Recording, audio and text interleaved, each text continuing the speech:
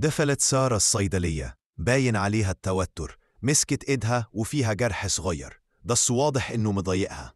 سارة قالت وهي بتقرب من الكاونتر: يا دكتور، أنا عندي جرح في إيدي. واحدة صاحبتي قالت لي أستعمل فيوسيكورت، والتانية قالت لي لأ، استعملي فيوسيدين. أنا اتلخبطت.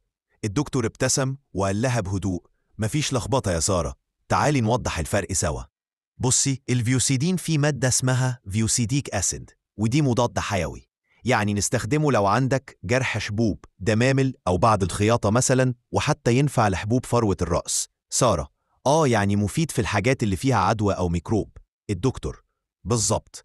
أما الفيوسيكورت فهو برضه فيه فيوسيديك أسيد، لكن مضاف له كمان كورتيزون اسمه بيتاميثازون، وده بنستخدمه لو في حكة أو احمرار شديد أو إكزيما أو صدفية، بس مش بنستعمله على الجروح المفتوحة لأنه ممكن يأخر التئامها. سارة: طب أنا عندي جرح صغير، يبقى أستخدم الفيوسيدين؟ الدكتور: أيوة، هو أنسب حاجة في حالتك، وخلي بالك الفيوسيكورت ما ينفعش نستخدمه لفترة طويلة من غير إشراف. سارة ابتسمت وقالت: أنا كده فهمت، شكرا إنك وضحت لي ببساطة. الدكتور ابتسم وقال: أنا هنا علشان أسمع حكايتك وأجاوب على أسئلتك.